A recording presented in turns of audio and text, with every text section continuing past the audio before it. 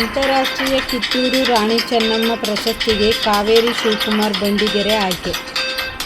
ಬೆಳಕು ಸಾಹಿತ್ಯ ಶೈಕ್ಷಣಿಕ ಸಾಂಸ್ಕೃತಿಕ ಟ್ರಸ್ಟ್ ವತಿಯಿಂದ ಕೊಡಲ್ಪಡುವ ಅಂತಾರಾಷ್ಟ್ರೀಯ ಕಿತ್ತೂರು ರಾಣಿ ಚೆನ್ನಮ್ಮ ಪ್ರಶಸ್ತಿಗೆ ಜಿಲ್ಲಾ ಪಂಚಾಯಿತಿ ಮಾಜಿ ಅಧ್ಯಕ್ಷರು, ಕೆಪಿಸಿಸಿ ರಾಜ್ಯ ಮಹಿಳಾ ಘಟಕದ ಕಾರ್ಯದರ್ಶಿ ಕಾವೇರಿ ಶಿವಕುಮಾರ್ ಬಂಡಿಗೆರೆ ಭಾಜನರಾಗಿದ್ದಾರೆ.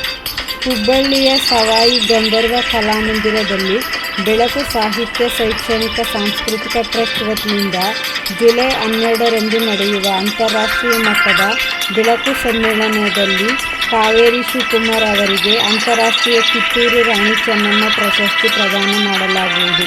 ಅವರು ಸಾಮಾಜಿಕ ಕ್ಷೇತ್ರದಲ್ಲಿ ಮಾಡುತ್ತಿರುವ ಸೇವೆಗಾಗಿ ಅವರನ್ನು ಪ್ರಶಸ್ತಿಗೆ ಆಯ್ಕೆ ಮಾಡಲಾಗಿದೆ ಎಂದು ಟ್ರಸ್ಟ್ ಸಂಸ್ಥಾಪಕ ಅಧ್ಯಕ್ಷ ಅಣ್ಣಪ್ಪ ಮೇಟಿಗೌಡ ಪತ್ರಿಕಾ ಪ್ರಕಟಣೆಯಲ್ಲಿ ತಿಳಿಸಿದ್ದಾರೆ. ಅಂತಾರಾಷ್ಟ್ರೀಯ ಕಿತ್ತೂರು ರಾಣಿ ಚೆನ್ನಮ್ಮ ಪ್ರಶಸ್ತಿಗೆ ಆಯ್ಕೆಯಾದ ಕಾವೇರಿ ಶಿವಕುಮಾರ್ ಅವರನ್ನು ಬೆಳಕು ಸಂಸ್ಥೆಯ ಚಾಮರಾಜನಗರ ಜಿಲ್ಲಾಧ್ಯಕ್ಷ ಜ. ಸುರೇಶ್ನಾಗ್ ಅಭಿನಂದಿಸಿದ್ದಾರೆ. ವರದಿ ಒಮ್ಮ ನಂಜುಂಡ ನಾಯಕ, ಚಾಮರಾಜನಗರ.